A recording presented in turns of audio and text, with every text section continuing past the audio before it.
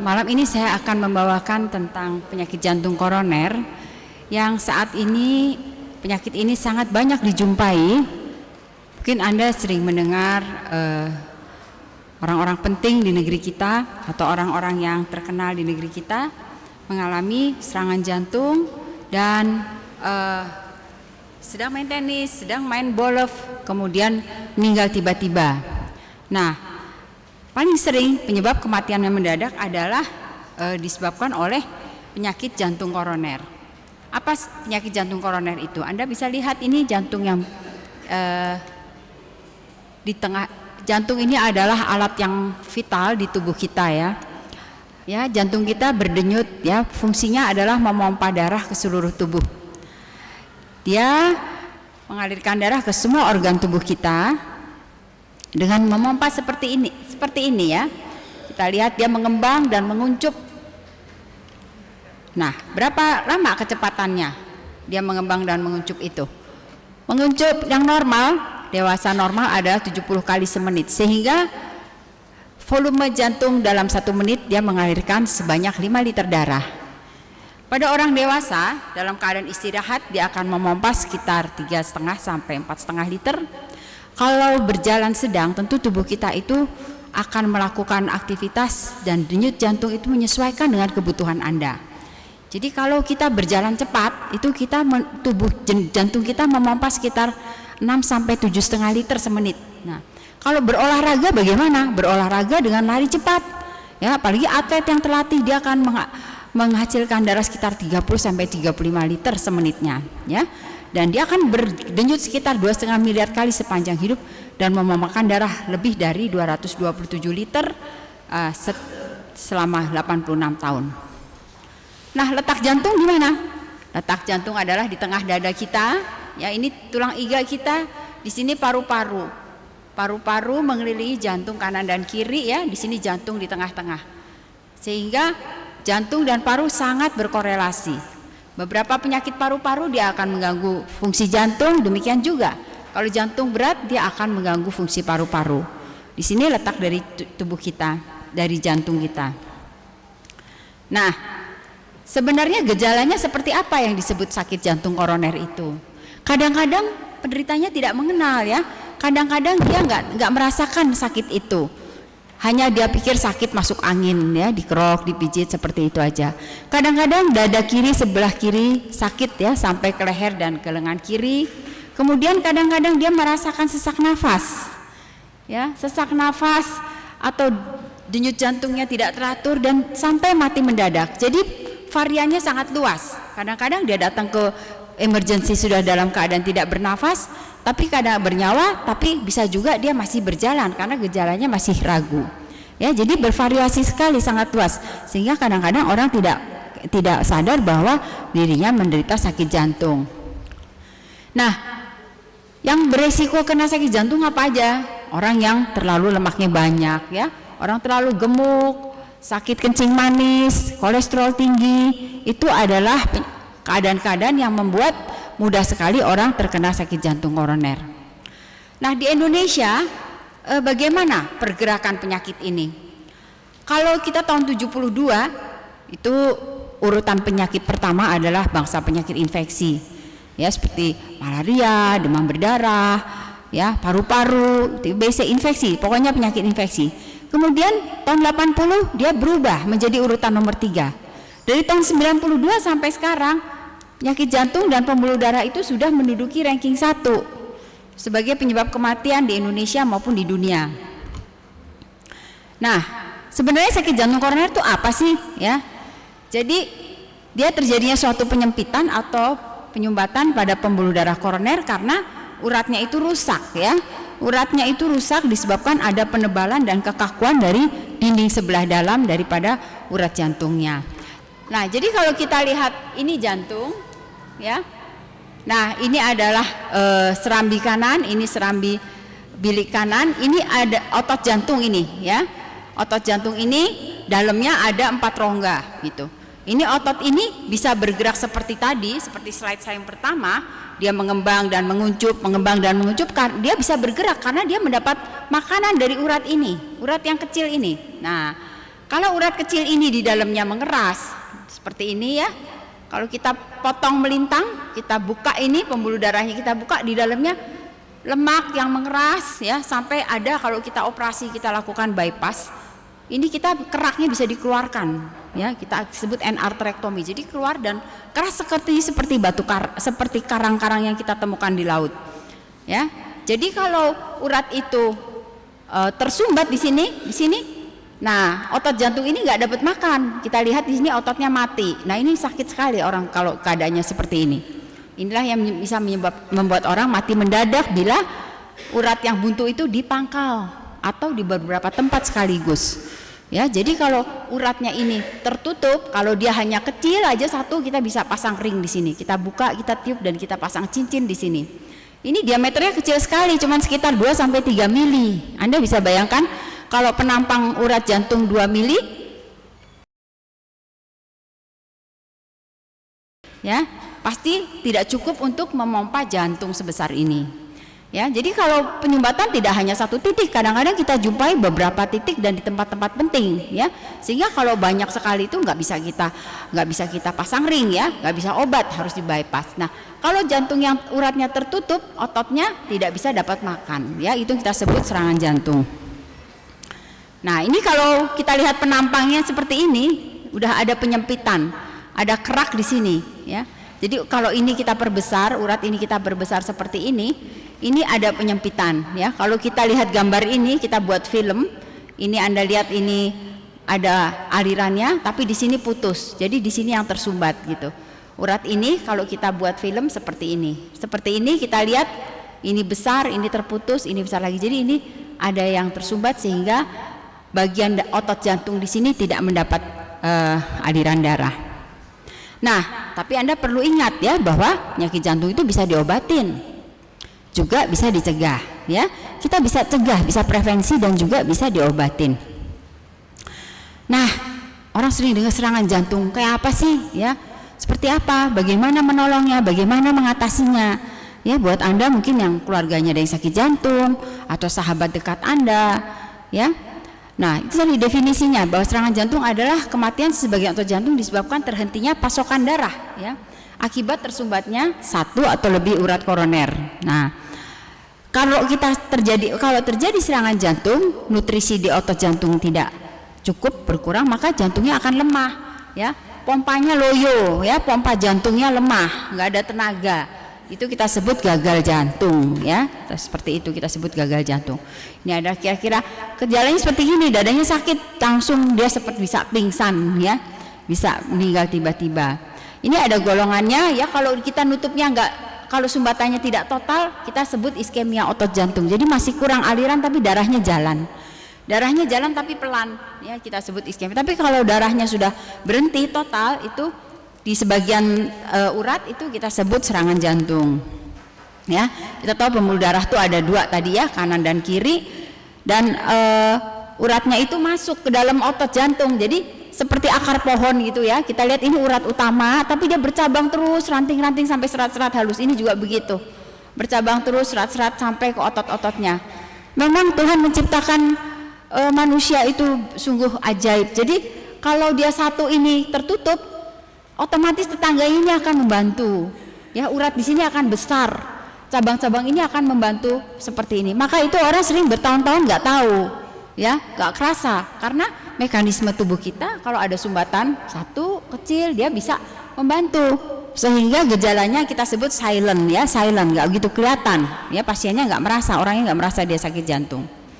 Ini adalah perjalanan penyakitnya. Kalau masih bayi, masih kecil, uratnya mulus seperti ini, ya, penampangnya, ya. Tapi perjalanan itu berjalan seumur kita usia tua, ya.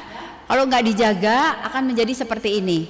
Kita lihat pelaknya mula-mula mengecil, ya, kemudian menebal lagi. Di sini sudah lebih lagi, sudah melampaui setengah dari penampang ini, ya. Tetapi kalau terjadi robekan, dia menutup total. Nah, ini kalau dia ke otak, kalau urat pembuluh darah ini tersumbatnya di otak, terjadinya stroke, ya.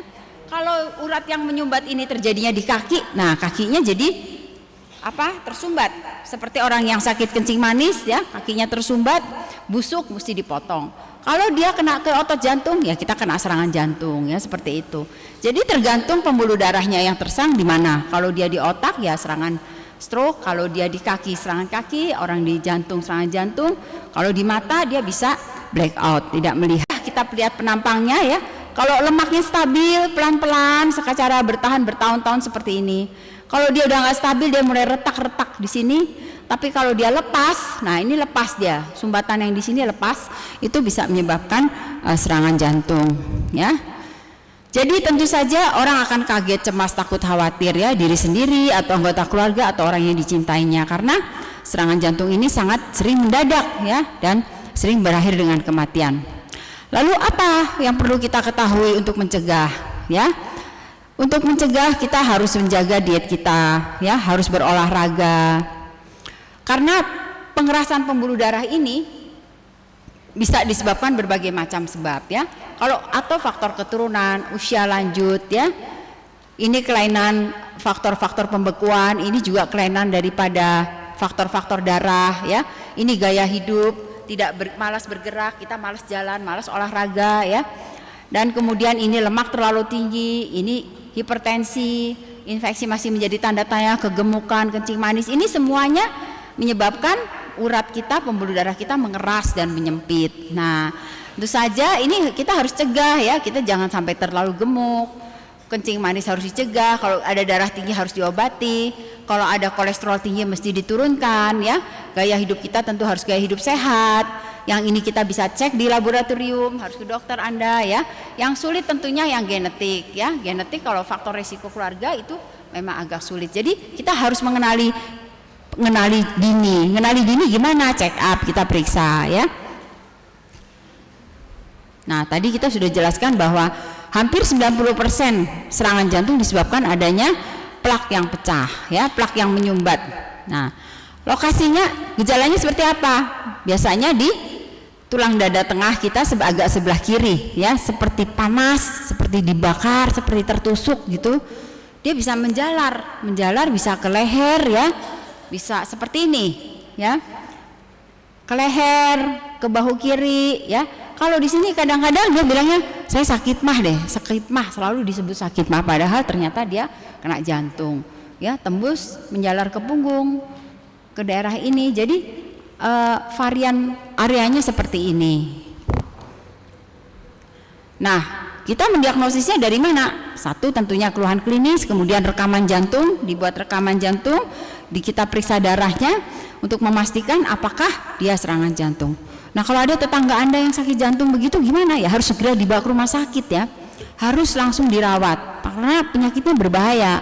Gak bisa kita suruh rawat jalan aja ya, kasih obat rawat jalan, tidak boleh, harus dievaluasi secara ketat dan juga harus dirawatnya di ruangan yang khusus yang bermonitor karena dia bisa terjadi komplikasi-komplikasi yang berat gitu ya. Tentu saja. Lalu apa kalau Anda ketemu orang yang kira-kira gitu, mungkin ini serangan jantung barangkali ya, aspirin bisa Anda berikan sementara, panggil dokter, langsung Anda bawa ke rumah sakit ya. Jadi tidak boleh tertunda ya, jangan menanti-nantikan yang kondisi yang sangat berbahaya. Ini kita lihat kalau otot jantung dipotong, urat yang buntu seperti ini menyebabkan kerusakan. Nah, kalau kerusakan di sini, jantung bergeraknya tidak sempurna ya, tenaganya kurang sehingga orang itu akan merasa lelah walaupun aktivitasnya ringan. Dokter melakukan apa untuk pasien-pasien serangan jantung ini? Tentu saja dirawat di ruangan khusus, kemudian kita stabilkan tekanan darahnya, kita hilangkan nyeri dadanya dengan beberapa obat-obat tertentu ya. Kemudian kita bisa buka bekuannya itu, bekuan yang tersebut kita bisa buka di pembuluh darahnya ya, kita bisa buka di sini. Itu bisa dengan obat-obatan kalau cepat sekali. Jadi kita ada yang disebut golden time ya, kurang dari 6 jam kita ada punya obat yang mengencerkan sumbatan itu ya, harganya cukup mahal. Atau kita bisa lakukan dengan ini, kita pasang ring ya, kita buka, kita balon dan kita pasang ring. Tujuannya apa? Tujuannya otot jantung yang nggak makan itu, yang kurang makanan, harus kita minimalkan kerusakannya ya. Kemudian kita harus memelihara supaya fungsi pompa jantung itu tetap bagus ya.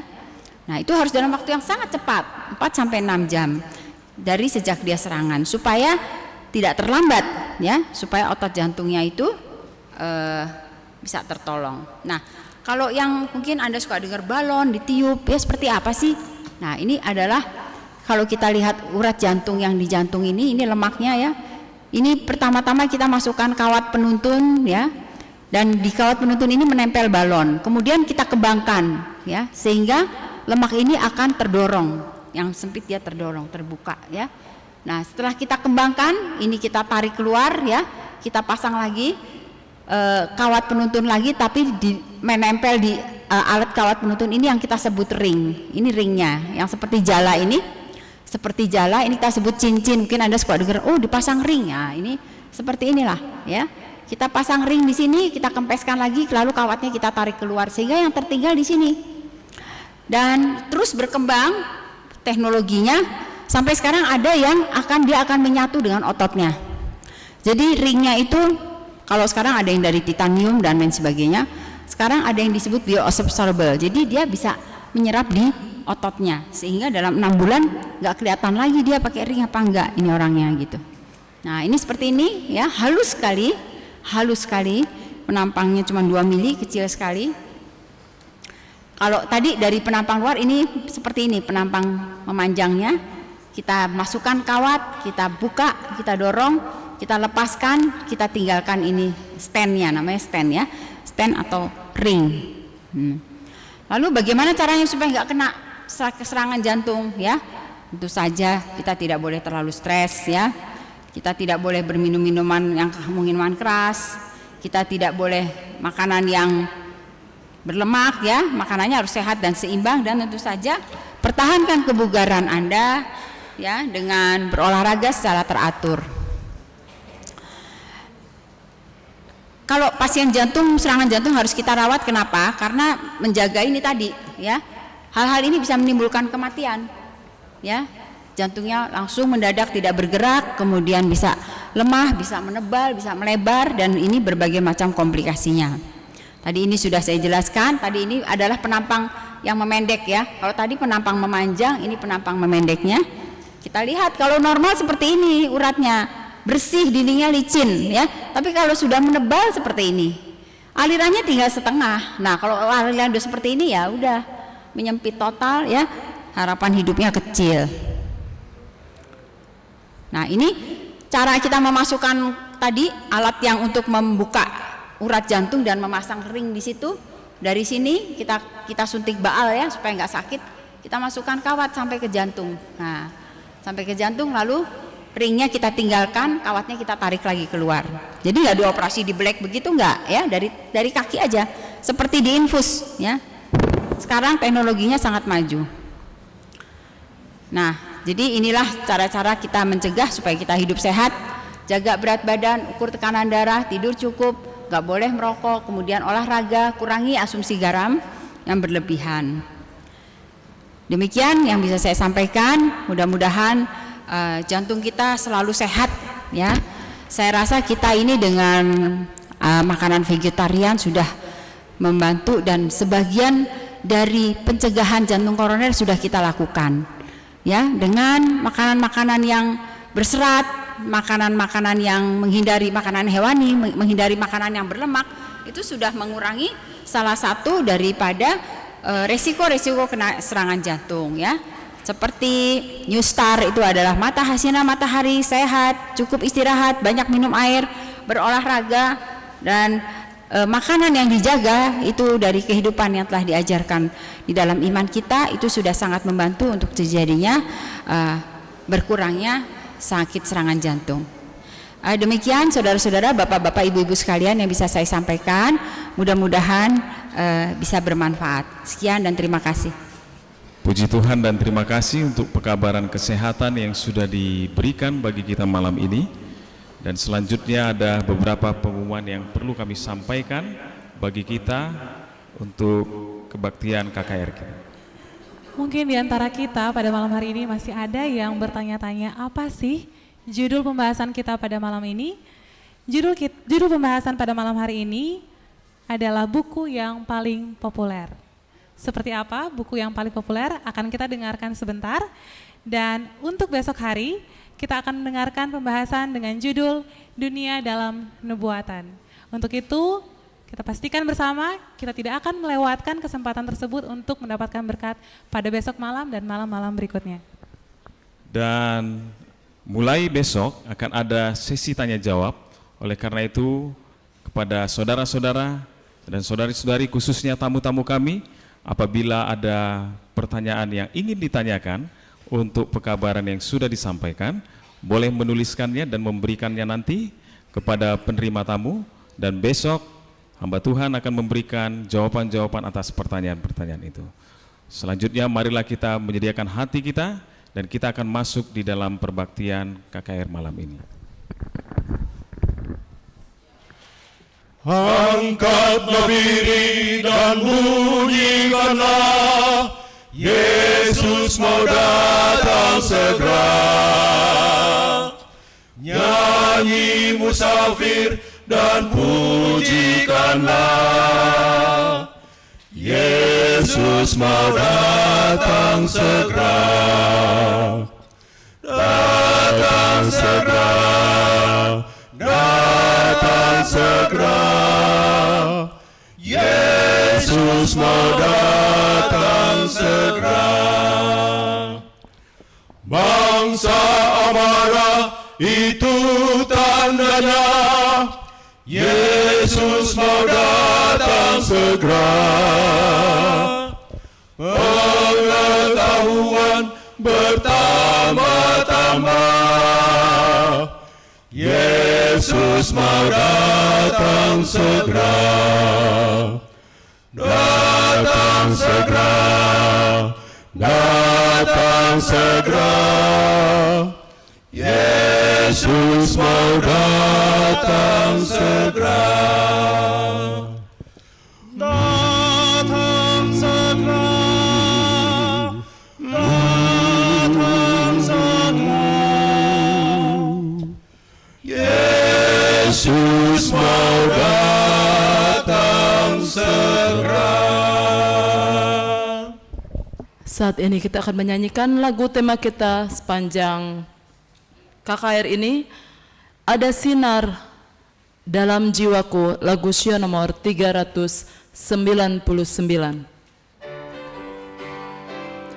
Jemaat undang untuk berdiri. Kita sama-sama. Ada sinar dalam jiwaku, semakin mulia, bercahaya di angkasa, Yesus ku terang dunia, bercahaya penuh berkat bila ada damai bahagia, bila wajah Yesus berseri, jiwaku percaya.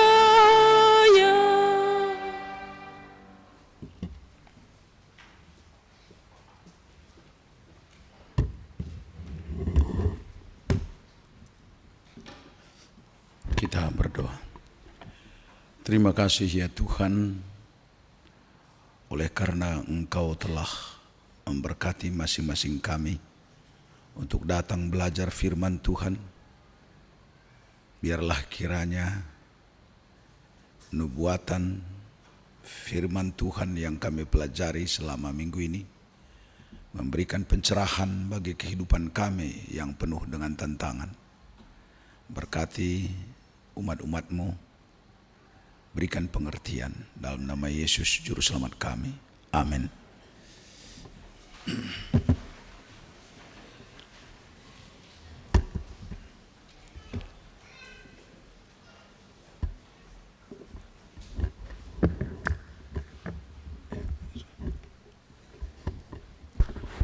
Saudara-saudara, puji Tuhan oleh karena kita bisa bertemu dalam KKR ini. Bagi saya sedikit ada problem, oleh karena kami baru menyelesaikan KKR di Pekanbaru bersama dengan Ibu Gulfan dan baru tadi malam selesai. Jadi karena rupanya selalu juga lambat tidur, saya tidak tahu setelah selesai KKR, maka kemarin sore baru sedikit saya rasakan bahwa suaranya hilang. Dokter katakan boleh sedikit istirahat, tetapi tadi pagi sudah ada di schedule, sudah lama ada anak pendeta dan penatua yang menikah tadi pagi di Kemang Pratama. Saya sudah diminta untuk memberkati, jadi saya sudah reserve supaya suara ini lebih bagus, tetapi karena bicara terus menerus dan sedikit ada problem. Tapi saya yakin bahwa Tuhan akan memberkati sehingga suara ini akan lambat laun pulih kembali karena kita berbicara buat Tuhan. Amin, saudara. Saya yakin bahwa saudara-saudara, ada beberapa jemaat, minggu ini adalah minggu kebangunan rohani. Yang penting sebenarnya, saya yakin, saya sudah katakan kepada tim, saya tidak datang pun untuk ber-KKR, baptisan itu sudah pasti ada saudara buat. Jadi di sana tidak ada kuasa dari ketua uni atau pendeta Peranginangin.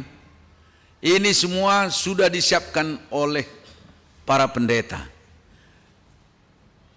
Jadi kehadiran saya di sana, saya katakan kepada tim, adalah intinya adalah kebangunan rohani. Bukan sebenarnya supaya target tercapai, jiwa tercapai, itu memang penting juga. Tetapi intinya ialah supaya kita terjadi satu kebangunan rohani, sekurang-kurangnya sekali setahun kita berbuat, mengasingkan waktu buat Tuhan. Oleh sebab itu,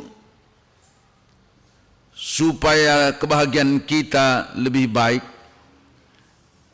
dalam setahun sekali kita baktikan diri kita, kita berpartisipasi di dalam KKR ini. Dan KKR ini memberikan dua dampak sudah tentu. Dampak yang satu, kita bisa memenangkan jiwa. Tetapi dampak yang lain ialah sementara saya bekerja bagi Tuhan, bersaksi bagi Tuhan, namanya kita bicara kabar baik, maka efeknya kepada saya sebagai anggota jemaat, saya pun dibangunkan rohani saya, dan kehidupan ini pasti lebih baik kalau bersama dengan Tuhan. Amin. Banyak pergumulan kita di kota Jakarta ini seolah-olah kita rasa kita bisa atasi, tetapi ternyata akhirnya kita semakin frustrasi kalau tidak ada dengan Tuhan. Saudara, dilihat negara-negara maju yang sudah punya intelektual dengan perhitungan yang tepat dan cermat, tetapi sering meleset, dan inilah membuat frustrasi bangsa-bangsa di dunia ini. Demikian juga kita. Saudara-saudara, kita berbahagia oleh karena pada minggu ini kita akan membicarakan firman Tuhan. Firman Tuhan itu adalah firman yang hidup. Kita akan diberikan kehidupan, bukan hanya hidup bernafas, tetapi pola berpikir kita akan hidup, sehingga di dalam hidup ini kita tetap semangat dan semangat. Ini yang sangat penting. Karena itu saya harapkan selama minggu kebangunan rohani ini kita berpartisipasi. Karena Injil itu salah satu kita sebagai murid Kristus, kita berpartisipasi. Malam ini saya sendirian, tetapi besok dengan istri saya. Saya yakin saudara, ibu-ibu tidak akan kecewa kalau istri saya bicara. Dia selalu bicara lebih sistematis. Ya, kami baru selesaikan di Pekanbaru dengan Ibu Gulfan. Dan ada 61 jiwa yang menyerahkan diri bagi Tuhan. dan kehadiran di sana oleh karena firman Tuhan, maka ada satu kebangunan rohani, dan itulah yang paling penting bagi saya sebagai gembala di UNI ini. Soal jiwa itu nomor 2, tetapi kalau ada terjadi kebangunan rohani di antara anggota jemaat, ada persatuan, ada pelayanan, ada kasih, ini mempersiapkan kita bahwa kita pasti akan menuai dan menjadi satu magnet bagi masyarakat di sekeliling kita. Pada malam ini sebenarnya judulnya tadinya adalah buku yang paling populer, tetapi saya shift sedikit ke nomor 2, yaitu nubuatan. Saudara-saudara, salah satu yang membuat umat Kristen,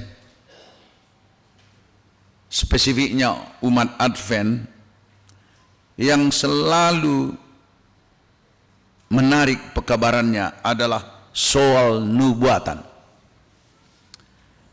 Nubuatan ini adalah satu ramalan yang pasti yang sudah diutarakan di Alkitab. Nubuatan yang dikatakan hanya 300 kata, kurang lebih, mulai sejarah dari zaman dulu, sekarang, dan akan datang. Disimplify begitu tegas dan jelas, sehingga apabila didalami banyak orang tertarik. Di dalam Daniel 2 secara sederhana saya ulangi di sini bahwa dunia ini diumpamakan seperti satu patung yang dilihat oleh raja dan ditanya kepada Daniel, dan patung ini terdiri dari emas, dadanya perak, perutnya tembaga, dan kakinya besi, jari kakinya besi bercampur tanah liat. Ini secara sederhana, semua orang tidak perlu berpendidikan tinggi, dia gampang mencerna apa arti nubuatan tersebut. Emas, logam mulia, kerajaan yang paling makmur. Di bawahnya ada 2 kerajaan perak, yaitu 2 tangan, lebih rendah penghasilannya negaranya dari negara sebelumnya. Medio dan Persia, 2 tangan, karena diumpamakan seperti perak. Perut dari tembaga. Kerajaan Yunani besi, kerajaan Roma dan besi bercampur tanah liat, tidak bisa bersatu. Sederhana. Dan ini apabila kita kaji nubuatan ini saudara bisa belajar kurang lebih 1 bulan, menarik terus ini soal nubuatan ini kalau didalami secara sejarah. Inilah yang menyebabkan orang belajar firman Tuhan selalu ada kelebihannya,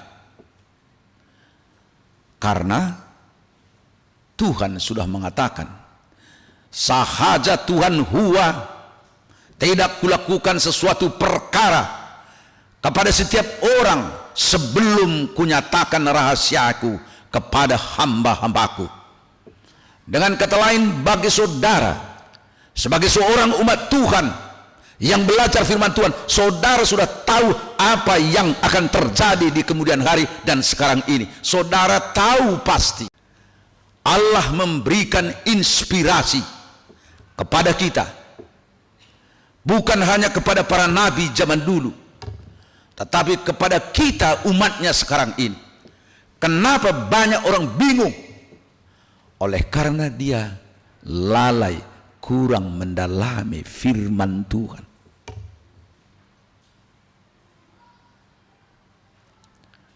Saya masih mengingat beberapa tahun lalu saya ke Caribbean, ada di situ namanya religious liberty, kebebasan beragama, dan diundang dari seluruh dunia.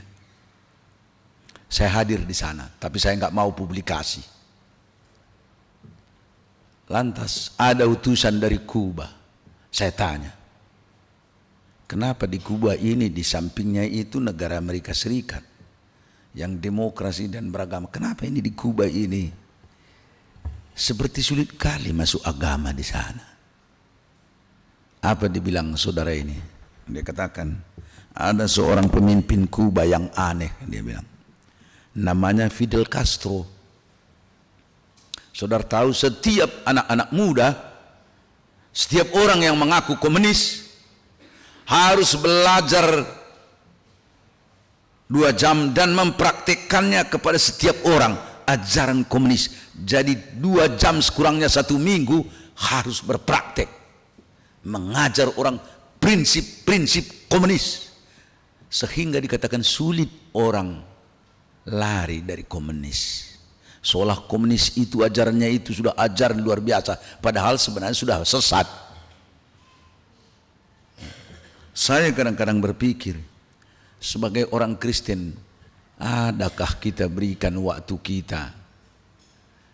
Ya, ini Minggu Kebangunan Rohani. Apakah kita ada berikan waktu kita buat Kristus? Jangan selalu kita katakan, tidak ada waktu buat Kristus. Padahal nafas itu datangnya dari Kristus. Nanti Tuhan Kristus katakan, oh udahlah kalau begitu saudara, kamu tidak mau ada waktu untuk Kristus, akhirnya dicabut nyawa kita, maka selesailah ceritanya. Oleh sebab itu, di sini Alkitab sudah menggambarkan dengan jelas. Ini sejarah membuktikan, dikaji, bahwa firman Tuhan ini dibuktikan oleh sejarah juga. Ini yang menyebabkan sekarang ini di negara komunis pun, di mana saja Alkitab begitu populer.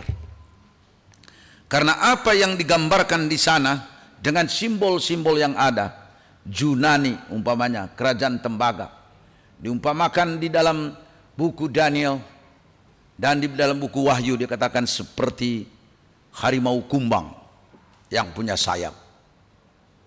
Ya, harimau garang tetapi punya sayap, artinya cepat.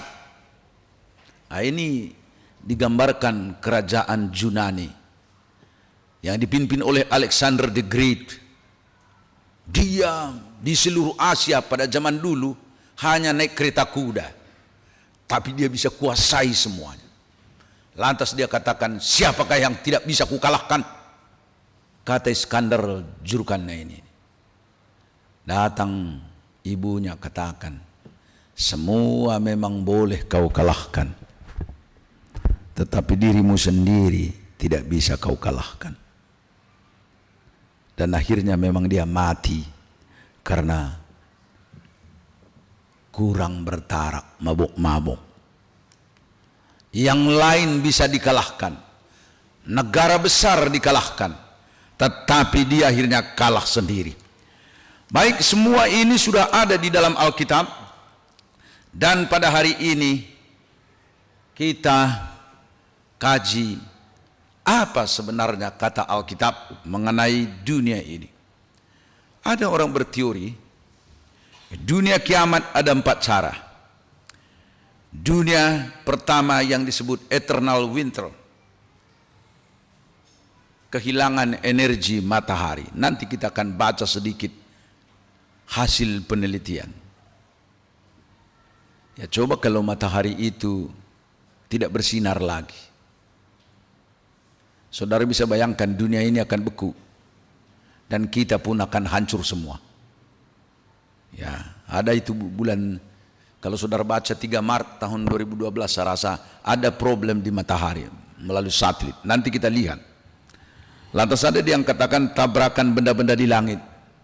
Kalau bulan saja dengan dunia ini tidak pada porosnya berjalan, ya, sedikit saja melenceng, brek, nabrak bulan itu dengan dunia ini, apa terjadi?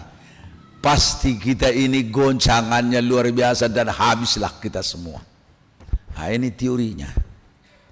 Ada yang dikatakan international suicide, ya, perang dunia ketiga.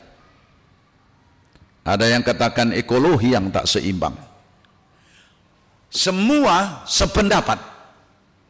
Apakah dia para ilmuwan, agamais, ahli politik, semua yakin bahwa dunia ini akan kiamat, bencana, bergantung bencana akan terjadi. Hitler dulu katakan kita akan bangun dunia ini dengan satu metode. Ya, dia buat utopia. Tetapi di dalam utopianya ini ada aneh-aneh karena dia bilang manusia harus dibuat seperti manusia Jerman yang luar biasa. Artinya bagaimana? Ya, ibarat sapi harus ada bibit unggulnya, ada juga jantan unggul dan betina unggul. Oleh sebab itu dia buat Jerman, dia buatlah orang-orang gagah Jerman ini seperti binatang, memproduksi. Lantas ada wanita yang cantik-cantik juga dimasukkan di dalam satu rumah sehingga hasil anak-anaknya itu menjadi Jerman yang luar biasa. Coba bayangkan, idenya ini memang masuk di akal. Jadi orang Jerman ini dia bilang gagah-gagah, tinggi-tinggi, cantik-cantik karena sudah diproduksi sedemikian rupa. Tetapi apa yang terjadi, saudara-saudara? Bukan Jerman yang maju, bahkan anak-anaknya yang terbuat dari hasil pelacuran tersebut bukan Jerman yang baik, Jerman yang merusak. Jadi kita lihat di sini banyak sekali masalah-masalah yang memang kita lihat Alkitab sebenarnya merupakan satu kunci. Karena pada waktu Tuhan Yesus bersama-sama dengan muridnya, Yesus katakan dan murid-muridnya bertanya, katakanlahkah kepada kami bila manakah itu akan terjadi dan apakah tandanya kalau semuanya itu akan sampai kepada kesudahannya. Maka Yesus berkata, waspadalah supaya jangan orang menyesatkan kamu. Yesus memberikan tanda-tanda akhir zaman. Dan tanda-tanda itu inilah yang kita kaji sedikit lagi secara modern. Karena pada waktu itu dikatakan di dalam Matius 7 ayat 15 akan ada nabi-nabi palsu yang datang menyamar seperti domba, tetapi sesungguhnya mereka adalah seperti binatang buas, serigala yang buas. Dengan kata lain, pada zaman modern ini firman Tuhan banyak disalah tafsirkan dan dikomersilkan. Oleh sebab itu, Mesias-Mesias dan Nabi palsu ini selalu menjadi satu yang harus kita tahu. Ya. Banyak orang memakai namaku, akulah Mesias, dan mereka akan menyesatkan banyak orang. Oleh sebab itu, supaya kita tahu, kita harus tahu ciri-ciri bagaimana sebenarnya pada akhir zaman, sehingga dengan demikian kita pun tahu mana sebenarnya pekabaran Tuhan. Baik saudara-saudara, Alkitab katakan, bukan setiap orang yang berseru kepada aku, Tuhan, Tuhan akan masuk ke dalam kerajaan surga, melainkan dia yang melakukan kehendak Bapakku saja. Oleh sebab itu, kita harus uji segala perkara. Maka apa dikatakan? Tanda kedatangan Tuhan. Yesus sudah katakan ada tanda-tandanya sebelum aku datang. Dan apabila engkau lihat tanda-tanda tersebut, maka engkau harus mengamatinya dan siap sedia. Lukas 21 ayat 9 dikatakan di sana, apabila kamu mendengar tentang peperangan dan pemberontakan, janganlah kamu terkejut, sebab semuanya itu harus terjadi dahulu, tetapi itu tidak berarti kesudahannya akan datang segera. Tanda peperangan, konflik internasional. Zaman kita ini zaman peperangan. Saya ada beberapa catat di sini. Perang Somalia tahun 1977. 1978 perang saudara Afghanistan hingga sekarang ini. Tahun 83 perang sipil Sudan. Perang Uganda, Nepal, Kongo, Pantai Gading tahun 2001. Konflik Darfur di Sudan 2003. Abad ini memang abad perang. Perang Dunia 1, 2, setelah itu perang Vietnam, perang Korea, perang 6 hari Arab Israel, perang Teluk. Perang. Inilah yang terjadi. Dulu orang berpikir kalau komunis dengan komunis tidak akan berperang. Tetapi sekarang komunis dan komunis juga berperang. Ya. 3 minggu lalu, 3 minggu ya, saya dengan Pendeta Simorangkir menghadiri pertemuan komunikasi sedivisi ini di Kamboja. Kamboja ini adalah komunis. Tetapi saudara tahu, akhirnya mereka bertengkar, saling demo dengan Vietnam. Komunis juga. Saya berpikir kenapa jadi begini? Ya. Orang Kristen dengan orang Kristen. Di tetangga di Inggris, Irlandia, sudah bawa Injil selalu tetapi berperang juga. Islam dengan Islam berperang juga. Kenapa sampai terjadi? Memang sekarang ini dunia ini memang rupanya karena tidak ada berguru kepada Prince of Peace, yaitu Yesus Kristus dan Tuhan, akhirnya terjadi selalu abad perang. Karena rupanya agama ada bahayanya. Bahayanya dia merasa agamanya lah yang paling benar. Itu sebabnya ada pernah tulisan, dia katakan begini, sebenarnya kalau Kristus datang sekarang ini ke dunia ini, mungkin dia sangat kecewa. Kenapa dia kecewa? Karena dikatakan Kristus selalu memberitakan kerajaan Allah yang berdasarkan kasih. Tetapi sekarang ini yang berdiri bukanlah kerajaan Allah, yang berdiri adalah kerajaan gereja.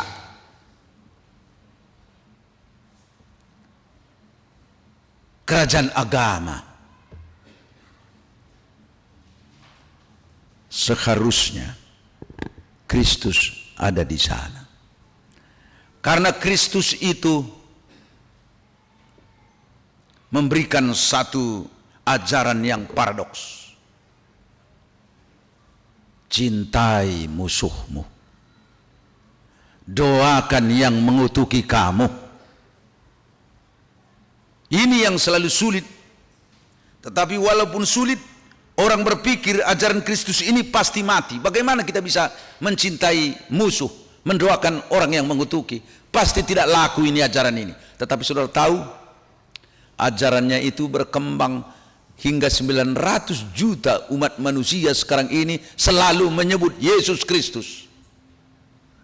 ada ajaran daripada Taurat, gigi ganti gigi, mata ganti mata, sembab ganti sembab. Ini yang diajarkan. Apa yang terjadi sekarang ini? Ajarannya ini dari dulu hingga sekarang pengikutnya tidak lebih hanya 2 juta orang. Padahal sudah sejak 1500 sebelum tarikh Masehi itu yang dinamakan ajaran Judais, ajaran orang Yahudi. Tetapi ajaran Kristus tadi yang tidak populer pada mulanya, bagaimana kita bisa mencintai orang, ya? Mendoakan orang yang menyakiti hati kita. Tapi apabila dipraktekkan rupanya itulah yang dinamakan tadi peaceful ada, perdamaian ada. Jadi kita lihat di sini, abad sekarang ini adalah memang abad perang. Ya.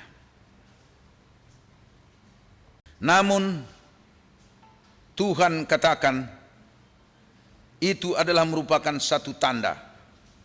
Ya. Lebih dari 40 juta tiwas dari semua pihak yang terlibat di dalam Perang Dunia I dan 62 juta jiwa dalam perang sipil dan perang dunia. Jadi dengan demikian kita lihat apa yang dikatakan Tuhan pada abad pertama, setelah 1900 tahun kemudian dia nubuatkan, diprediksikan, dan terjadilah demikian. Kedua, gempa bumi.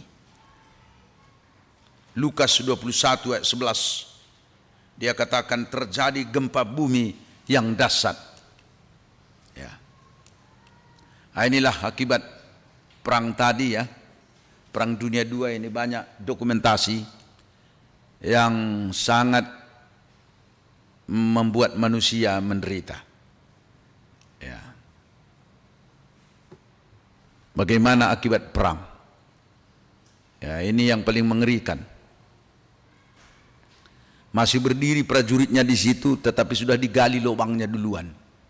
Coba bayangkan. Ya, jadi sudah pakai bulldozer, karena nanti dianggap ini pasti di antara yang berperang ini, yang berdiri ini ada lagi 5 atau 10. Daripada busuk nanti bisa mendatangkan penyakit, jadi sudah digali duluan lubangnya. Padahal kita masih hidup. Coba bayangkan, begitulah ngerinya akibat peperangan itu. Dan ini adalah semua foto-foto dokumentasi. Oke. Gempa bumi. Saya baca ini semakin tahun semakin cepat. Urutan dari atas. 11 Maret 2011 gempa bumi di Jepang. 26 Oktober 2010 gempa bumi di Mentawai.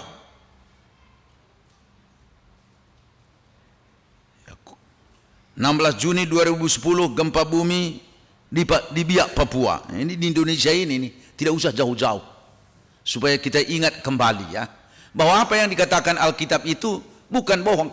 Hanya kadang-kadang kita tidak peduli, kita anggap itu soal biasa. Seperti pada waktu zaman Nuh, berdatangan semua binatang ke Bahtera. Apa yang dikatakan? Biasa itu. Di sana ada yang haram 1 pasang, yang tidak 7 pasang. Oh, itu normal, nggak ada apa-apa. Sekarang ini pun kita di Jakarta ini, seperti segala yang terjadi di dunia ini sekarang ini, kita sibuk, itu normal saja itu. Tapi saudara lihat,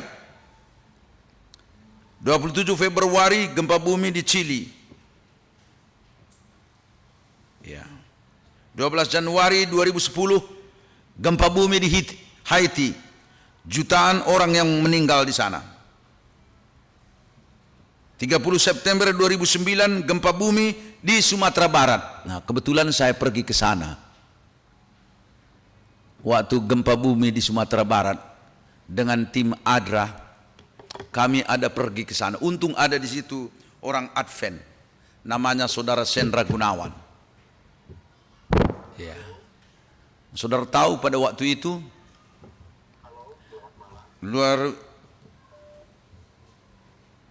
luar biasa oleh karena banyak lembaga-lembaga sosial datang, tetapi mereka bukan menolong tetapi memanfaatkan dana internasional. Pada waktu kami datang di sana mendaftar di gubernuran, dari mana? ADRA. Terus langsung masuk jajaran United Nation. Bangga juga kita. Karena terus dipersiapkan, ini adalah ADRA ini orang yang bertanggung jawab.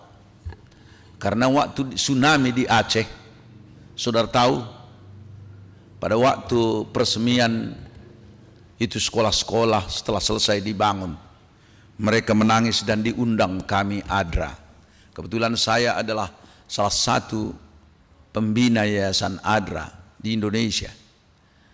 Dan Bupati datang khusus mengundang kita semua.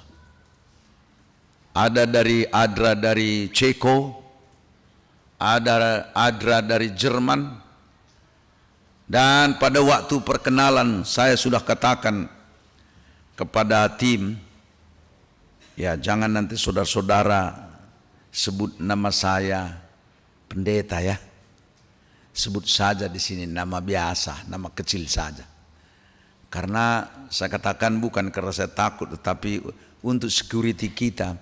Karena di sini menurut intel bupatinya pun GAM.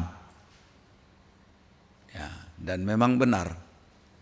Kami datang di sana yang membuat saya sedikit kaget juga. Ya karena rupanya sudah biasa disebut pendeta. Pada waktu perkenalan ada teman katakan, dan di sini juga kami punya pembina dari Jakarta, namanya saya bikin begini terus baru dia hanya katanya, nggak sebut pendetanya. Karena saya sudah bilang sudah amarkan, tapi dia tetap mau sebutkan. Baru tapi senyum mereka. Ya. Mereka sudah tahu ini. Tapi apa saudara-saudara tahu? Pada waktu saya bicara memperkenalkan diri supaya cair, saya katakan, saudara-saudara, saya senang ke daerah ini. Karena nenek moyang saya datangnya dari Aceh Takengon. Saya katakan, itu Lingga Gayo namanya. Dari sini nenek moyang saya. Dan nama saya, saudara jangan lupa, nama saya Yusuf Syukur Alhamdulillah Peranginangin. Waktu saya sebut begitu, baru mereka mulai, oh ini ada darah dari sini. Dan akhirnya Pak Bupatinya katakan, ada dokumentasinya sama saya. Ya saudara lihat bahwa di Aceh ini aman, dia bilang. Kalau tidak aman, saudara tidak bisa datang di sini. Karena saya tahu, dia bilang, saudara-saudara di sini ada tokoh-tokoh Kristen juga yang datang di sini. Nah, dia sudah tahu. Tetapi dia bilang, kami sudah rasakan bagaimana kasih saudara-saudara. Karena sekolah-sekolah bisa didirikan di sini. Bahkan dia katakan, kami lebih percaya ke ADRA daripada LSM yang lain itu semua, yang kadang-kadang membangun sekolah semennya dicampur seharusnya 1,3 atau 1,4, dia bikin 1,8. Tetapi saudara-saudara saya lihat bangunan ada bagus-bagus semua. Jadi pada waktu kita dari sana itu kita benar-benar senang, dan begitulah di dalam bencana-bencana tersebut kita hadir. Gempa tektonik di Sumatera Barat ini banyak korbannya. Demikian juga 2 September 2009 gempa tektonik mengguncang Tasikmalaya. Gempa ini terasa hingga Jakarta dan Bali. 12 Mei 2008 ini gempa di Cina. 6 Maret 2007 gempa lagi di Sumatera Barat. Jadi kita lihat di sini bahwa gempa dan gempa itu terjadi. Dan apa dikatakan oleh Alkitab? Memang Alkitab sudah katakan, maka memancarlah kilat dan menderulah bunyi guruh, dan terjadilah gempa bumi yang dahsyat seperti belum pernah terjadi sejak manusia atas bumi ini. Di dalam Wahyu 16 ayat 18. Jadi kita lihat di sini bahwa banyak sekali masalah-masalah yang sudah kita lihat. Ya, saudara bisa lihat di sini bagaimana akibat gempa itu.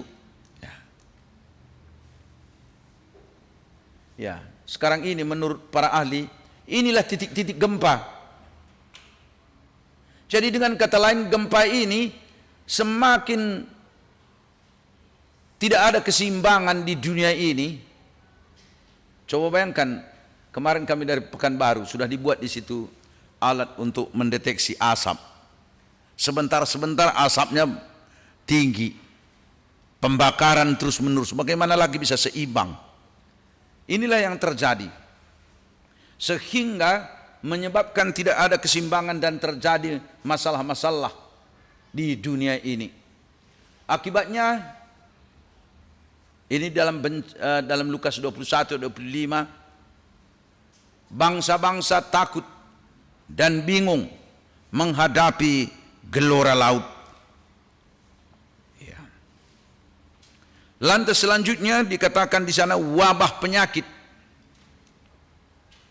Penyakit pada zaman kita ini bertambah-tambah terus. Dan ini sudah tentu akibat daripada kehidupan manusia itu sendiri. Penyakit yang mungkin dapat menjangkit secara epidemik mencakup diantaranya demam lassa. Ya, ada yang dikatakan sekarang ini adalah HIV, dan banyak lagi yang lain. Sehingga apabila kita pergi dari antar negara atau dari satu tempat ke tempat yang lain, selalu ada alat pendeteksi penyakit tersebut. Ya, saya pernah ke Afrika, saya kaget. Bisa dipulangkan kalau tidak ada namanya pemeriksaan terhadap cacar. Sedangkan di Indonesia ini sudah sebenarnya tidak laku lagi, sudah di sini sudah bebas. Tapi di sana harus juga diperiksa sedemikian rupa. Ya, kenapa sampai terjadi demikian? Karena rupanya kehidupan manusia itu sudah banyak kena penyakit yang aneh-aneh. Direktur WHO menyatakan bahwa tidak dapat dihindari lagi banyaknya virus-virus influenza, flu burung, dan yang lain-lain penyakit aneh-aneh yang sekarang terjadi di muka bumi ini. Padahal secara pengetahuan, sebenarnya dunia kita ini semakin maju. Kebersihan, ya saya ingat, saya waktu tahun 58, namanya di desa, hanya cuci tangan pun bukan pakai sabun. Ya, mandi hanya mandi air gunung. Tapi memang selalu rajin mandi. Tapi kadang-kadang ya tahun 50-an itu sabun pun sulit juga. Jadi hanya mandi saja. Tapi saudara tahu, penyakit jarang. Sekarang ini ya orang desa pun seperti cuci tangan, ya. Habis cuci tangan semuanya, makanan pun sudah lebih bersih, tapi penyakit kanker yang banyak. Ya karena rupanya air yang kita cucikan ini pun, air ini pun sebenarnya sudah terkontaminasi, kelihatannya saja putih bersih, sehingga di mana-mana pun bisa terjadi penyakit. Oleh sebab itu Alkitab katakan tanda-tanda penyakit dan tanda-tanda kelaparan akan terjadi. Dan kita lihat bagaimana dunia ini sebenarnya banyakan laparnya, ya.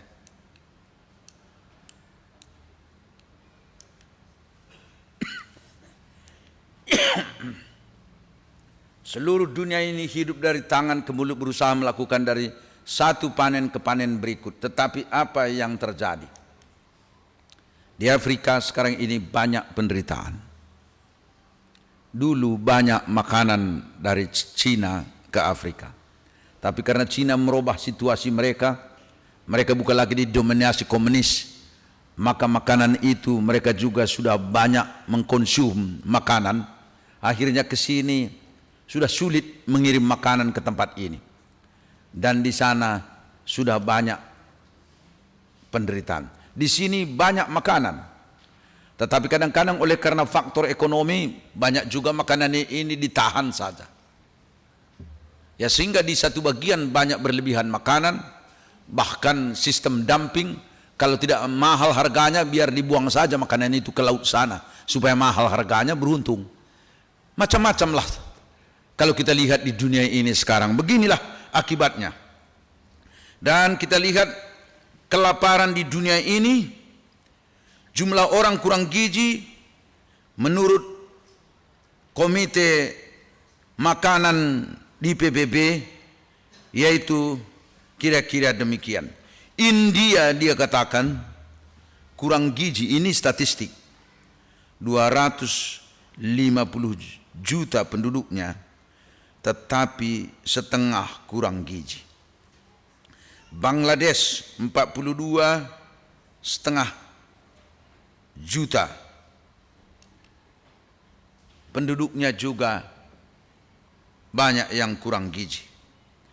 Ya, umumnya negara Ethiopia, Pakistan, ya, Indonesia termasuk juga di dalamnya, Zimbabwe, Angola dan lain sebagainya. Sehingga menurut PBB ini 1,5 miliar hektar tanah yang menghasilkan telah rusak oleh kegiatan manusia sejak tahun 45.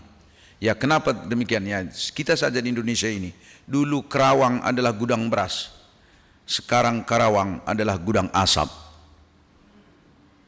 dan manusia saja di situ. Padahal biasanya untuk perumahan dan lain sebagainya di negara-negara maju biasanya di daerah-daerah batu. Ya, kalau di daerah batu nggak bisa di situ ditanam apapun, disitulah dibangun villa-villa, kan begitu. Datang Indonesia, saudara pergi ke Malang, Batu Malang. Dulu banyak sekali di sana apel Malang. Sekarang ini tinggal sejarah. Karena semua ini pegunungan Malang ini jadi villa-villa orang-orang kaya dari Jakarta atau dari Surabaya. Hanya villa saja. Pada waktu hujan datang, maka mulailah mengirim banjir ke tengah kota. Bukan lagi diproduksi untuk makanan. Nah, itu juga kehebatannya negara kita ini.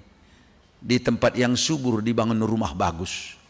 Di gunung-gunung yang berbatu-batu dibiarin saja.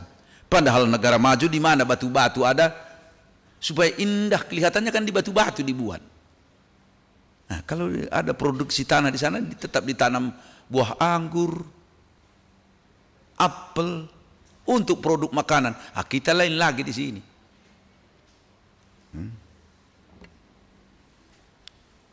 Baik, kita lihat di sini saudara-saudara, inilah yang menjadi masalahnya sekarang ini. Lantas apalagi kita lihat yang terakhir, yaitu yang kita sebut tadi, masalah tanda-tanda di langit. Dan akan terjadi hal-hal yang mengejutkan dan tanda-tanda yang dahsyat dari langit. Apa buktinya? Nah, ini penelitian mengatakan pada waktu tahun 2012, pada bulan Maret, apa yang dikatakan di dalam Wahyu 16, bahwa ada kuasa untuk menghanguskan manusia dengan api. Maksudnya di sana adalah matahari ada problemnya. Pada waktu itu dibuat satu penelitian bahwa ada badai yang besar di matahari, mengakibatkan panas matahari tiba-tiba tidak normal, yang dikatakan akan bisa merusak satelit bumi ini. Dan saudara bayangkan apabila sinar matahari ini tidak normal dan satelit sana rusak, apa yang terjadi kita di sini di bumi ini? Ini bisa berbahaya. Coba kalau umpamanya satelit rusak, semua rekening di bank pun tidak bisa jalan. Nggak tahu lagi kita berapa uang kita di bank karena semua internet tutup. Coba saudara bayangkan sekarang ini kalau internet atau satelit ini stop, lapangan udara pun tidak bisa terbang dengan normal. Semuanya bisa berbahaya. Jadi sekarang ini orang bergantung kepada satelit saja. Jadi kalau satelit itu rusak, maka bisa jadi bencana. Nah, saudara lihat di sini bagaimana sebenarnya problemnya. Ini sebabnya selalu dikatakan sekarang ini mari kita jaga lingkungan supaya lebih bagus. Tetapi kelihatannya peneliti mengatakan apapun kita buat, pada kenyataannya bahwa mataharinya pun mungkin sudah ada problem, dunia ini pun sudah kurang hutannya. Ini dibuktikan, dikatakan bahwa gunung es, batu es di kutub utara atau kutub selatan sudah mencair dan mencair dan mencair. Dan apabila itu mencair, bisa terjadi pada beberapa tahun yang lalu di Tanjung Priuk tiba-tiba tidak ada hujan, tidak ada apa-apa, naik laut 1 meter. Sehingga heran orang, loh ini tidak ada hujan, tidak ada juga air dari puncak, tetapi kenapa kita ini kebanjiran? Ya karena air laut itu yang naik. Kalau cair gunung es itu umumnya larinya ke Katulistiwa, dan bisa dikatakan Pulau Seribu pun bisa jadi terbenam. Nah, ini semua adalah merupakan satu theoretical, tetapi ini semuanya mungkin bukan semuanya benar, tetapi kita lihat di sini akibat ulah manusia, maka banyak masalah-masalah yang kita alami. Oleh sebab itu, ya, kita harus kembali kepada Alkitab. Karena bencana demi bencana terjadi. Ini kota Aceh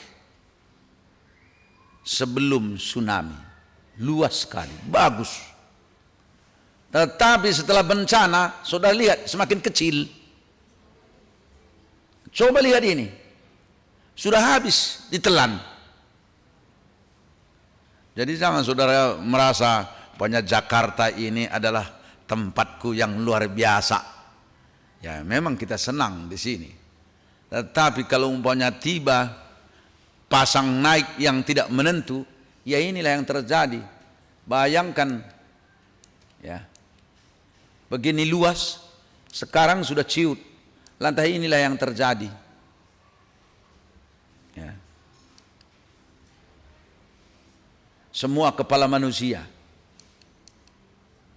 Nah, ini dia.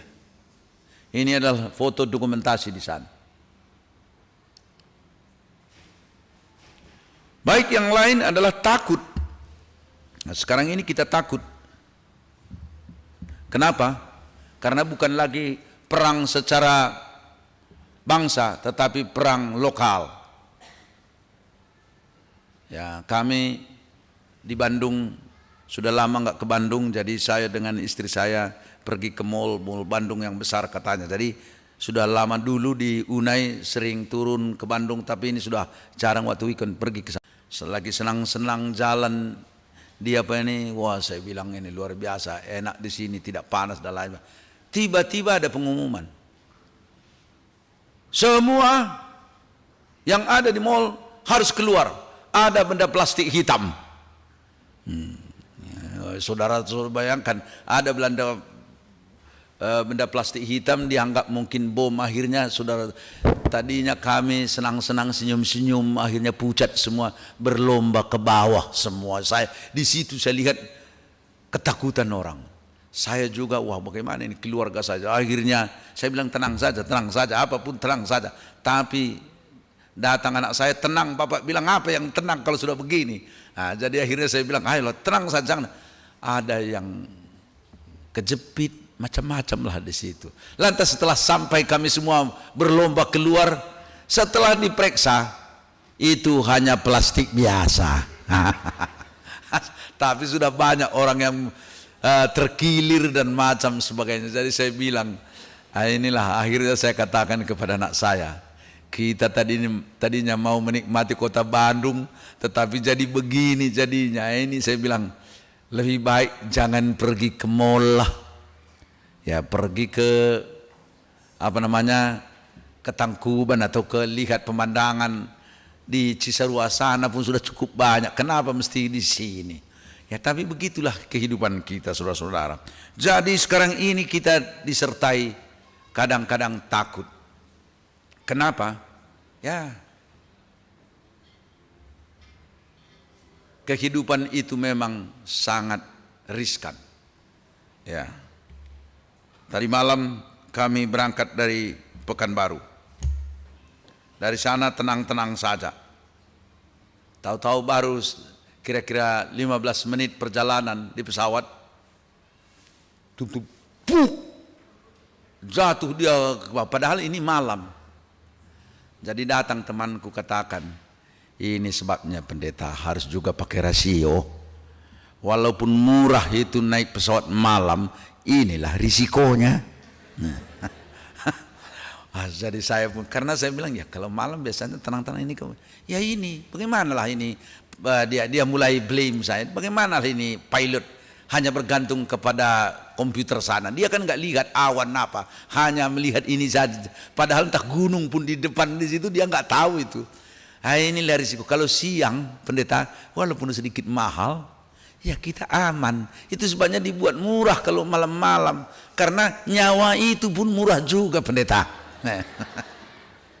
Oh, saya katakan ya benar juga saudara, tapi ingat saya bilang, kita dalam penerbangan hanya 1,5 jam. Pokoknya nanti jam 9 sudah tiba di Cengkareng, ingat saja itu ya, jam 9. Entah bagaimana pun ini goncangan begini, ya namanya kita sudah naik pesawat, hitung-hitung.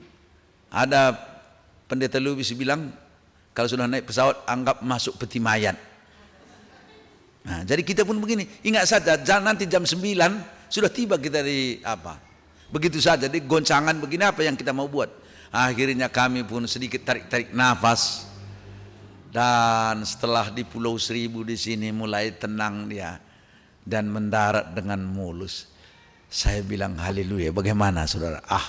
Memang pendeta berserah terus kepada Tuhan, tetapi dia bilang kalau begini terus menerus bisa jantung kita ini biayanya sudah lebih besar daripada penambahan biaya siang kita terbang ya. Benar juga ya, takut ya, memang kita takut, tetapi kalau kita berserah kepada Tuhan maka ini semuanya tidak ada.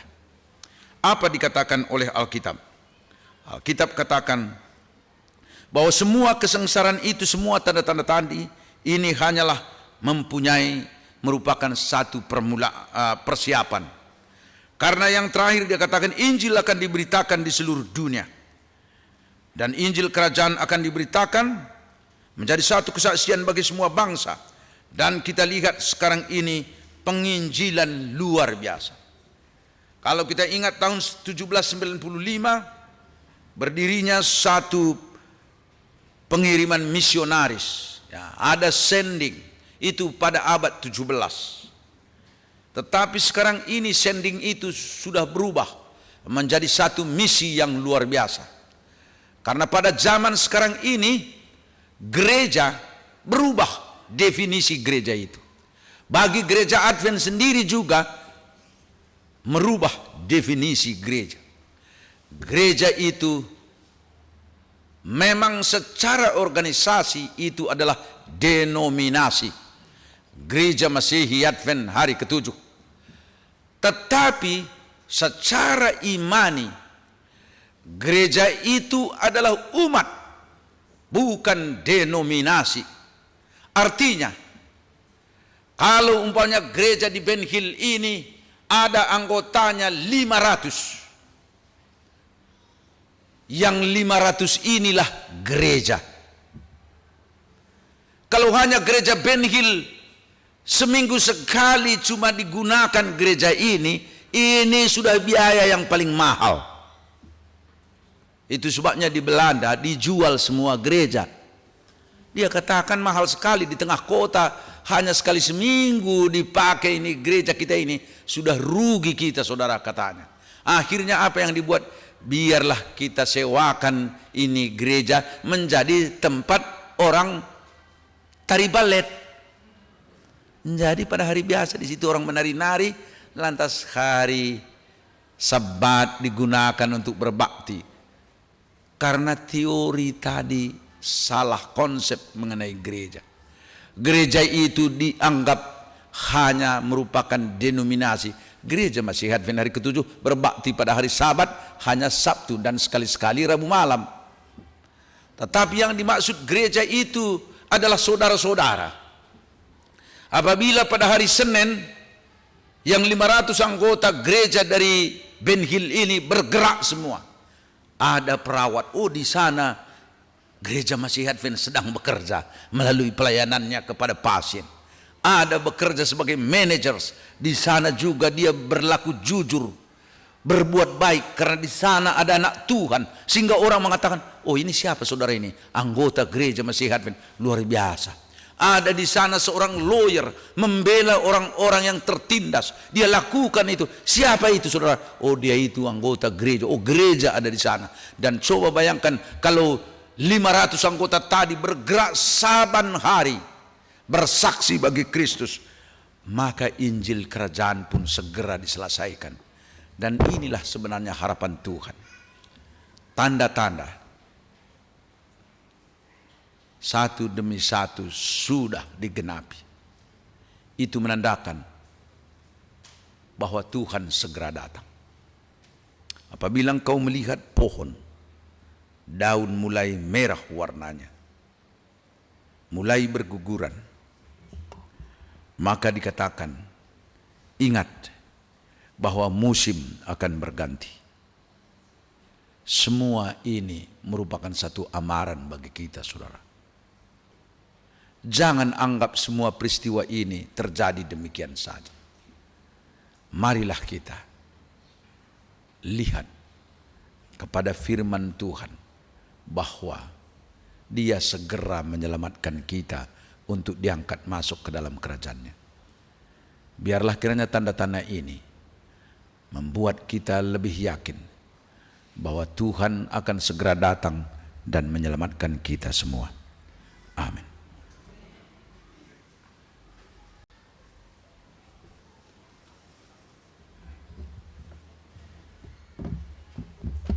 Mari kita sama-sama berdiri dan berdoa.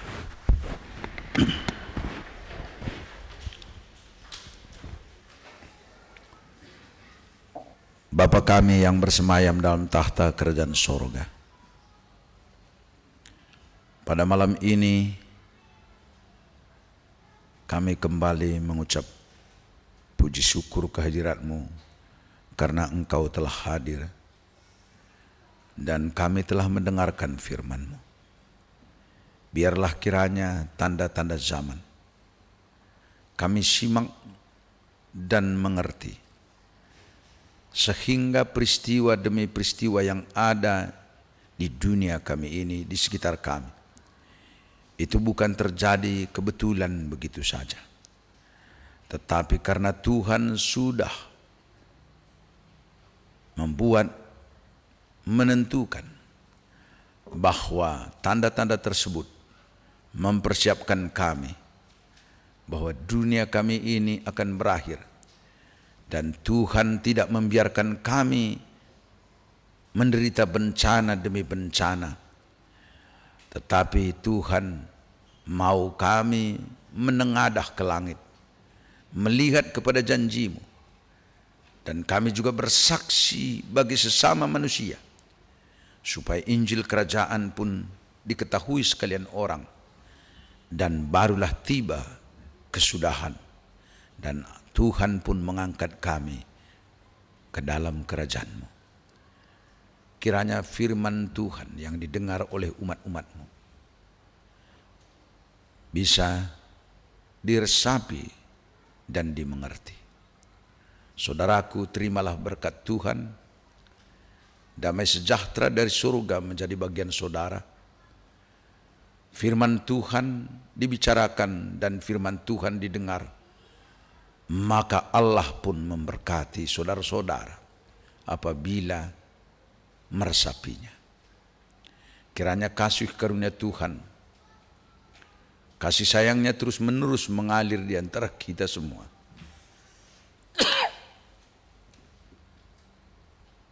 Rahmatnya menyertai saudara di dalam kehidupan sehari-hari, sehingga dimanapun saudara berada, saudara menjadi saksi bagi Dia.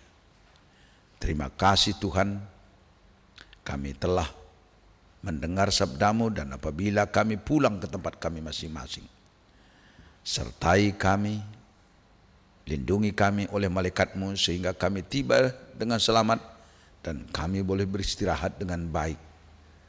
Dan besok pagi kami bekerja, dan pada malam kami bersaksi lagi mendengar firman Tuhan. Ampuni dosa salah kami, karena kami mohon dalam nama Yesus, Juru Selamat dan Penebus kami.